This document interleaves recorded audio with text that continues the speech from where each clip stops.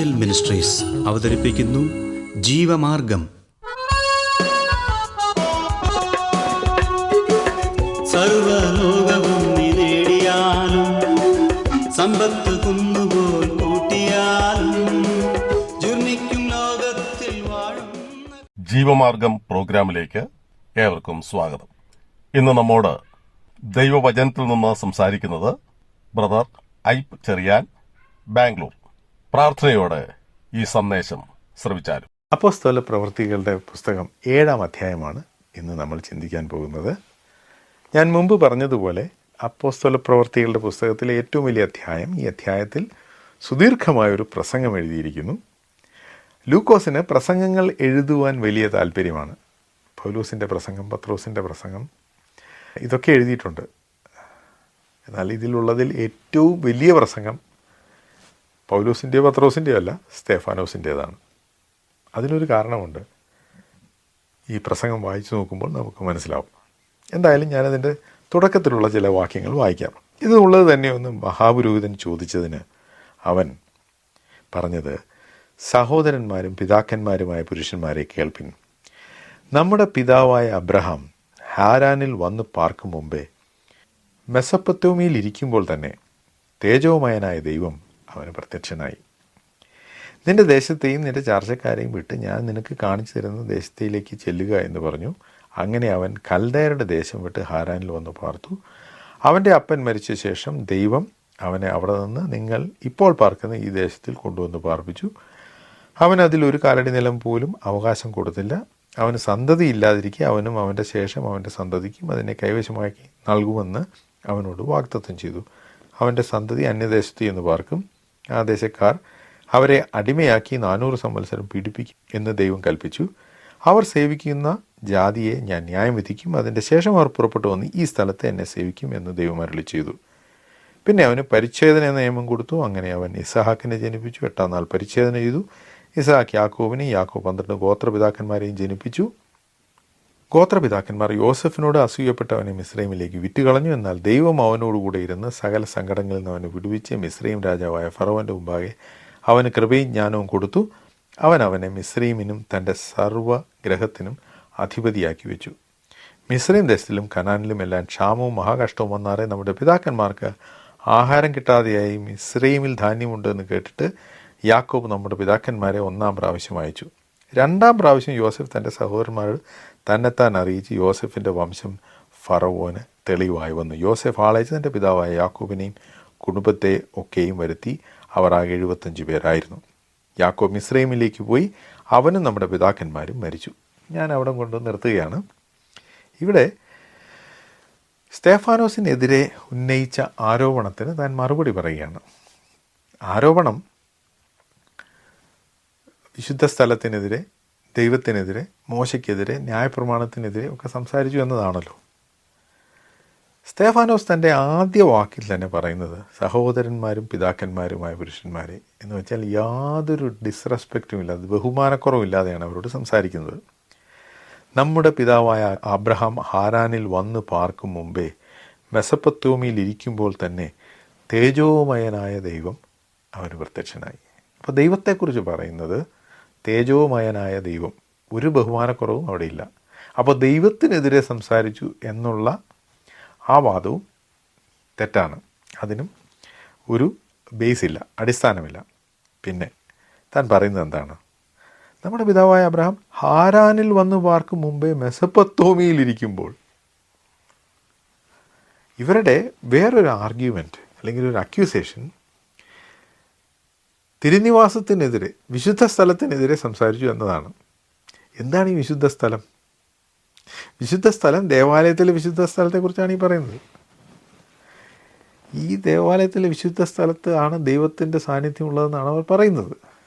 പക്ഷേ 1-ാമത്തെ ആർഗ്യുമെൻറ്റിൽ തന്നെ സ്തേഫാനോസ് പറയുന്നത് ഈ സ്ഥലത്തിൽ ഒരു കഥയില്ല. മെസൊപ്പൊത്താമ്യയിൽ അബ്രഹാം വിഗ്രഹാരാധിയായി ജീവിക്കുകയായിരുന്നു. വിഗ്രഹാരാധികളുടെ ഇടയിൽ താമസിച്ചിരുന്നപ്പോൾ അവിടെ വിശുദ്ധ സ്ഥലമൊന്നും ദൈവം നോക്കിയില്ല. അവിടെ ദൈവം അബ്രഹാമിന് പ്രത്യക്ഷനായി. എന്നിട്ട് പറയാം, നിൻ്റെ ദേശവും ചർച്ചക്കാരെയും ഒക്കെ വിട്ടു പോവുക. അപ്പോൾ ദൈവം അബ്രഹാമിനോട് സംസാരിക്കുവാൻ, അവനോട് ചില കാര്യങ്ങൾ അരുളി ചെയ്യാൻ തിരഞ്ഞെടുത്ത സ്ഥലം വിശുദ്ധ സ്ഥലമല്ല, ഒരു ദേവാലയത്തിലെ തിരുനിവാസം ഇരിക്കുന്ന സ്ഥലമൊന്നുമല്ല, മെസൊപ്പൊത്താമിയയിൽ വിഗ്രഹാരാധികളുടെ ഇടയിലെ ഒരു സ്ഥലമാണ്. അപ്പോൾ അതിൽ നിന്ന് ഒരു കാര്യം മനസ്സിലായല്ലോ, ഇവർ പറയുന്ന ഈ വിശുദ്ധ സ്ഥലത്തിന് ഈ പറയുന്ന വലിയ പ്രാധാന്യമൊന്നും ഇല്ല, സ്ഥലം പ്രധാനമില്ല. പിന്നെ മറ്റൊരു കാര്യം നിങ്ങൾ ഓർക്കേണ്ടത്, സ്തേഫാനോസ് ഇവിടെ സംസാരിക്കുമ്പോൾ അബ്രഹാമിൻ്റെ കഥ തുടങ്ങി പ്രവാചകന്മാരുടെ കാര്യം വരെ താൻ പറയുന്നുണ്ട്. ഈ അധ്യായം വായിച്ചാൽ നമുക്ക് മനസ്സിലാവും. പഴയ നിയമം ഉടനീളം താൻ ഈ പ്രസംഗത്തിൽ ഉദ്ധരിക്കുകയാണ്, വളരെ ക്രമമായി. അത് ആ ക്രൊണോളജിക്കൽ ഓർഡറിൽ, ചരിത്രപരമായ ആ ക്രമത്തിലാണ് പറയുന്നത്. അപ്പോൾ അത് ഇതിനുവേണ്ടി അദ്ദേഹം പ്രത്യേകം തയ്യാറെടുത്തൊന്നുമില്ല. ഭക്ഷണം വിളമ്പിക്കൊടുക്കുന്ന ഒരു ചെറുപ്പക്കാരനാണ്. അവൻ അത്ഭുതങ്ങൾ ചെയ്തു, അവനോട് ആരാണ്ട് തർക്കിച്ചപ്പോൾ അവൻ അതിന് മറുപടി പറഞ്ഞു. അപ്പോൾ അവിടുന്ന് പിടിച്ചുകൊണ്ട് വന്ന് ന്യായാധിപസംഘത്തിന് മുമ്പ് നിർത്തിയിരിക്കുകയാണ്. അപ്പോൾ ഓഫ് ഹാൻഡായി ഒരു പ്രിപ്പറേഷനും ഇല്ലാതെയാണ് സ്തേഫാനോസ് ഈ പ്രസംഗം നടത്തുന്നത് എന്നത് നമ്മളെ അതിശയിപ്പിക്കേണ്ട ഒരു കാര്യമാണ്. പരിശുദ്ധാത്മാവിനെ സഹായിച്ചു, ഒരു സംശയമില്ല, പക്ഷേ ആശ്ചര്യകരമായിരിക്കുന്നു. മറ്റൊരു കാര്യം, നമ്മുടെ ബൈബിളിൽ അധ്യായങ്ങളും വാക്യങ്ങളും തിരിച്ചിട്ടുണ്ട്. അധ്യായങ്ങളും വാക്യങ്ങളും തിരിക്കാത്ത ബൈബിളാണ് എന്ന് വിചാരിക്കുക. നമുക്കത് വായിക്കാൻ അല്ലെങ്കിൽ ഒരു വാക്യം കണ്ടുപിടിക്കാൻ, അബ്രഹാമിനെക്കുറിച്ച് എവിടെയാണ് പറഞ്ഞിരിക്കുന്നത് കണ്ടുപിടിക്കാൻ ഒരല്പം വിഷമിക്കും. കാരണം അധ്യായം തിരിച്ചിട്ടില്ല. ഈ സ്തേഫാനോസ് വായിച്ച ബൈബിൾ അധ്യായം തിരിച്ചിട്ടുള്ളതല്ല. ബൈബിളിൽ ഒരു പുസ്തകവും അധ്യായം തിരിച്ചെഴുതിയിരിക്കുന്നതല്ല. ആ പാട്ട് പുസ്തകം, അതായത് സങ്കീർത്തനങ്ങളുടെ പുസ്തകം മാത്രം, 1-ാം സങ്കീർത്തനം, 2-ാം സങ്കീർത്തനം, 3-ാം സങ്കീർത്തനം, അത് പാട്ടുകളായതുകൊണ്ട് അങ്ങനെ എഴുതിയിട്ടുണ്ട്. മറ്റൊരു പുസ്തകങ്ങളും അധ്യായങ്ങളായി തിരിച്ചിട്ടില്ല, വാക്യങ്ങളായിട്ടും തിരിച്ചിട്ടില്ല. അതൊക്കെ ഏതാണ്ട് ഒരു 500 വർഷത്തിന് മുമ്പ് മാത്രമാണ് അത് പൂർണ്ണമായി ചെയ്തത്. അതിനു മുമ്പ് വാക്യങ്ങളും അധ്യായങ്ങളൊന്നും ഇല്ലായിരുന്നു. അത്തരത്തിലുള്ള ബൈബിളിൽ നിന്നാണ് സ്തേഫാനോസ് ഈ വലിയ പ്രസംഗം നടത്തിയത്. ഇതുപോലൊരു പ്രസംഗം നടത്തണമെങ്കിൽ സാധാരണ പ്രസംഗിക്കുന്ന ആളുകൾ നോട്ടുമൊക്കെ കുറിച്ച് വാക്യങ്ങളൊക്കെ എഴുതി അതിൻ്റെ റെഫറൻസൊക്കെ എഴുതിയാണ് ചെയ്യുന്നത്. ഇതൊന്നുമില്ല. സ്തേഫാനോസ് ബൈബിളിൽ അബ്രഹാമിൻ്റെ ചരിത്രം മുതൽ പ്രവാചകന്മാരുടെ കാര്യം വരെ പ്രസംഗിക്കുകയാണ്. അപ്പോൾ അവൻ്റെ ദൈവവചനത്തിലുള്ള ജ്ഞാനം അത് കമൻറ്റബിളാണ്, അത് നമ്മൾ അംഗീകരിച്ചു കൊടുക്കണം. ഇനി സ്തേഫാനോസ് ചില ആളുകളെക്കുറിച്ച് അവിടെ പറയുന്നുണ്ട്. അബ്രഹാമിനെ വിളിച്ച കാര്യം പറയുന്നു. പിന്നെ താൻ വളരെയധികം എംഫസൈസ് ചെയ്യുന്ന 2 പേരുണ്ട്. ഒന്ന് യോസഫ്, മറ്റേത് മോശ. ഞാനത് മുഴുവൻ വായിച്ചില്ല, പക്ഷെ ഞാനത് പറയാൻ ആഗ്രഹിക്കുന്നു. ഈ 2 പേർക്കും ഉണ്ടായ ഒരു കാര്യമുണ്ട്. അതെന്താണെന്നോ, മോശ ആദ്യം ദൈവജനത്തെ വിടുവിക്കാനായിട്ട് അവരുടെ ഇടയിലേക്ക് ചെന്നപ്പോൾ അവരവനെ തള്ളിക്കളഞ്ഞു. മിസ്രൈമിനെ അടിച്ചു കൊന്നു. അത് കഴിഞ്ഞ് 2 ഇസ്രായേലിയർ വഴക്കുണ്ടാക്കുന്നു എന്ന് അതിൽ ഇടപെടാൻ മോശ ചെന്നപ്പോൾ അവരൊരുത്തും ചോദിച്ചു, നീ എന്നെയും കൊല്ലാൻ പോവാണോ? അവരവനെ തള്ളിക്കളഞ്ഞു. എന്നാൽ മോശയ്ക്ക് ഒരു 2ാം വരവ് ഉണ്ടായി.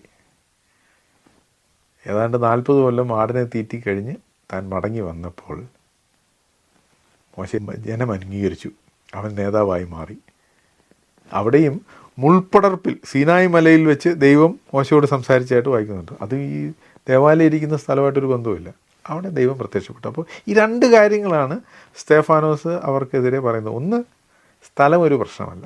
2, ആദ്യം തള്ളിക്കളഞ്ഞ ആളുകൾ, അവരെ ദൈവം വീണ്ടും തിരഞ്ഞെടുത്ത് നേതാക്കളാക്കി മാറ്റി. അതിലൊന്ന് മോശയാണ്. 2ാമത്തെ ആളെ കുറിച്ച് പറയുന്നത് യോസഫാണ്. ആദ്യം യോസഫിൻ്റെ കാര്യമാണ് പറയുന്നത്, ഞാനത് തിരിച്ചാണ് പറഞ്ഞതെന്നേ ഉള്ളൂ.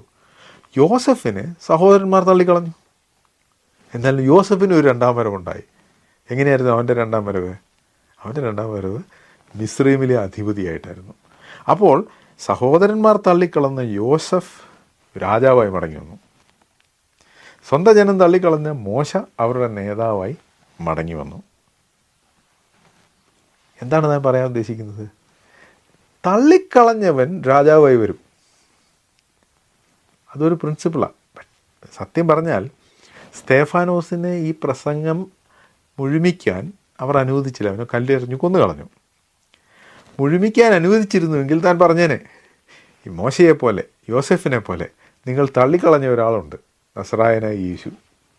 അവൻ രണ്ടാമത് വരും, രാജാവായി വരും. ഇതായിരുന്നു സ്തേഫാനോസിൻ്റെ പ്രസംഗത്തിൻ്റെ തീം. ഒന്ന് ആലോചിച്ച് നോക്കൂ. ഏത് പ്രസംഗശാസ്ത്രം എടുത്ത് പരിശോധിച്ചാലും വളരെ നല്ല നിലയിലുള്ള ആർഗ്യുമെൻ്റാണ് സ്തേഫാനോസ് നടത്തിയത്. പക്ഷേ സ്തേഫാനോസ് അധിക സമയം തനിക്കില്ലെന്ന് മനസ്സിലാക്കിക്കൊണ്ട് തന്നെ തൻ്റെ പ്രസംഗം ഒരുപക്ഷെ വെട്ടിക്കുറച്ചു. അവരോട് ഡയറക്റ്റായിട്ട് സംസാരിച്ചു. അതുകൊണ്ട് അവർ കോപിക്കുകയും അവനെ കൊന്നുകളയുകയും ചെയ്തു. ആ കാര്യം നമുക്ക് അടുത്ത ആഴ്ച ചിന്തിക്കാം. ഈ സന്ദേശം ശ്രദ്ധിച്ച എല്ലാ പ്രിയപ്പെട്ടവർക്കും കർത്തൃനാമത്തിൽ നന്ദി. ബൈബിൾ കറസ്പോണ്ടൻസ് കോഴ്സിൽ ചേർന്ന് പഠിക്കുവാൻ ആഗ്രഹിക്കുന്നവർ മേൽവിലാസം അയച്ചു തന്നാലും പ്രാർത്ഥനാ വിഷയങ്ങളും അറിയിക്കുമല്ലോ.